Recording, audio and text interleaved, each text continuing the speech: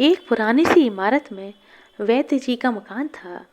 पिछले हिस्से में रहा करते थे और अगले हिस्से में दवाखाना खोल रखा था। उनकी पत्नी की आदत थी कि दवाखाना खोलने से पहले उस दिन के लिए आवश्यक सामान एक चिट्ठी में लिखकर रख देती थीं। वैद्य जी गद्दी पर बैठकर पहले भगवान का नाम लेते और फिर चिट्ठी खोलते।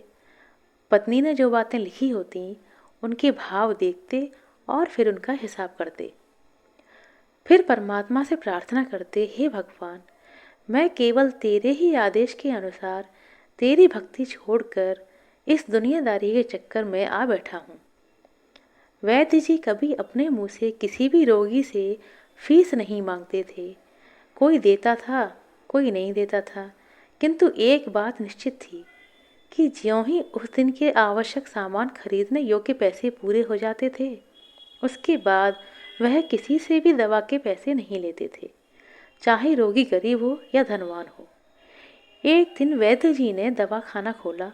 गद्दी पर बैठकर परमात्मा का स्मरण करके पैसे का हिसाब लगाने के लिए आवश्यक सामान वाली चिट्ठी खोली तो चिट्ठी को एक टक देखते ही रह गई। एक बार तो उनका मन भटक गया। उन्हें अपनी आंखों के सामने तारे नजर, किंतु शीघ्र ही उन्होंने अपनी तंत्रिकाओं पर नियंत्रण पा लिया। आटे, दाल, चावल आदि के बाद पत्नी ने लिखा था, बेटी का विवाह 20 तारीख को है, उसके दहेज का सामान। कुछ देर सोचते रहे, फिर बाकी चीज़ों की कीमत लिखने के बाद दहेज के सामने लिख दिया, यह काम परमात्मा का है और परमात्मा ही जाने। एक दो रोगी आए, उन्हें वैद्य जी ने दवा दी। इसी दौरान एक बड़ी सी कार उनके दवाखाने के सामने आकर रुकी। वैद्य जी ने कोई खास तवज्जो नहीं दी, क्योंकि कई कार वाले उनके आसपास आते ही रहते थे। दोनों मरीज दवाई लेकर चले गए। वह सूट बूट वाले साहब कार से बाहर निकले और वैद्य जी को नमस्ते करके बेंच पर बैठ गए। वैद्य जी ने कहा कि अगर आपको अपने लिए दवा लेनी है तो इधर स्टूल पर आ जाएं, ताकि मैं आपकी नाड़ी देख लूं, और अगर किसी रोगी की दवाई लेनी है तो बीमारी की स्थिति का वर्णन कर दीजिए। वह साहब कहने लगे, वैद्य जी, आपने मुझे पहचाना नहीं। मेरा नाम कृष्णलाल है, लेकिन आप मुझे पहचान भी कैसे सकते हैं, क्योंकि मैं 15-16 साल बाद आपके दवाखाने पर आया हूँ। आपको पिछली मुलाकात का पूरा हाल सुनाता हूँ, फिर आपको सारी बात याद आ जाएगी।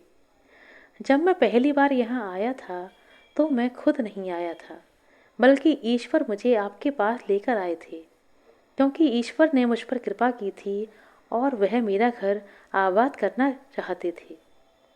हुआ इस तरह था कि मैं कार से अपने पैतृक घर जा रहा था। बिल्कुल आपके दवाखाने के सामने मेरी कार पंक्चर हो गई। ड्राइवर कार का पहिया उतार कर पंक्चर लगवाने चला गया। आपने देखा कि गर्मी में मैं कार के पास खड़ा था तो आप मेरे पास आए और दवाखाने की ओर इशारा किया और कहा कि इधर आकर कुर्सी पर बैठ जाइए, और मैं कुर्सी पर आकर बैठ गया। ड्राइवर ने कुछ ज़्यादा ही देर लगा ली थी। एक छोटी सी बच्ची भी यहाँ आपकी मेज़ के पास खड़ी हुई थी और बार बार कह रही थी, चलो ना बाबा, मुझे भूख लगी है। आप उससे कह रहे थे, बेटी थोड़ा सब्र रखो, अभी चलता हूँ। मैं यह सोचकर कि इतनी देर से आपके पास बैठा था और आप मेरे ही कारण खाना खाने नहीं जा रहे थे, मुझे कोई दवाई खरीद लेनी चाहिए ताकि आप मेरे बैठने का भार महसूस ना करें। मैंने कहा, वैद्य जी, मैं पिछले 5-6 साल से इंग्लैंड में रहकर कारोबार कर रहा हूँ। इंग्लैंड जाने से पहले मेरी शादी हो गई थी, लेकिन अब तक बच्चे के सुख से वंचित हूँ। यहाँ भी इलाज कराया और इंग्लैंड में भी इलाज कराया, लेकिन किस्मत ने निराशा के सिवा कुछ और नहीं दिया है। आपने कहा था मेरे भाई, भगवान से निराश ना हो। याद रखो कि उसके कोष में किसी चीज़ की कोई कमी नहीं है। आस, औलाद, धन, इज्जत, सुख दुख, जीवन मृत्यु, सब कुछ उसी के हाथ में है। हानि लाभ, जीवन मरण, सुख दुख, यश अपयश सब विधि हाथ। यह किसी वैद्य या डॉक्टर के हाथ में नहीं होता है, ना ही किसी दवा में होता है। जो कुछ होना होता है वह सब भगवान के आदेश से ही होता है। औलाद देना ना देना भी उसी के हाथ में है। मुझे याद है आप बातें करते जा रहे थे और साथ साथ पुड़िया भी बनाते जा रहे थे। सभी दवाओं को आपने 2 भागों में विभाजित कर दिया था और अलग अलग लिफाफों में डाल दिया था। और फिर मुझसे पूछकर आपने एक लिफाफे पर मेरा और दूसरे लिफाफे पर पत्नी का नाम लिखकर दवा को उपयोग करने का तरीका बताया था। मैंने तब बेदिली से वह दवा ले ली थी, क्योंकि मैं सिर्फ कुछ पैसे आपको देना चाहता था। लेकिन जब दवा लेने के बाद मैंने पैसे पूछे तो आपने कहा था बस ठीक है। मैंने जोर डाला तो आपने कहा कि आज का खाता बंद हो गया है। मैंने कहा मुझे आपकी बात समझ में नहीं आई। इसी दौरान वहाँ एक और आदमी आ गया और उसने हमारी चर्चा सुनकर मुझे बताया कि खाता बंद होने का मतलब यह है कि आज के घरेलू खर्च के लिए जितनी राशि वैद्य जी ने भगवान से मांगी थी वह ईश्वर ने उन्हें दे दी है। अधिक पैसे वे नहीं ले सकते। मैं कुछ हैरान हुआ और कुछ दिल में भी लज्जित कि मेरे विचार कितने निम्न थे और यह सरल चित्त वैद्य कितने महान हैं। मैंने जब घर जाकर पत्नी को औषधि दिखाई और सारी बात बताई तो उसके मुंह से निकला वो इंसान नहीं कोई देवता है और उसकी दी हुई दवा ही हमारे मन की मुराद पूरी होने का कारण बनेगी।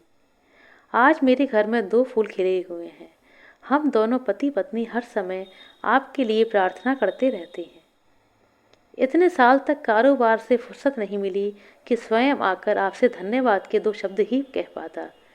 इतने वर्षों बाद आज मैं भारत आया और कार केवल यहीं आकर रुकी है। वैद्य जी हमारा सारा परिवार इंग्लैंड में सेट हो चुका है, लेकिन केवल मेरी एक विधवा बहन अपनी बेटी के साथ भारत में रहती है।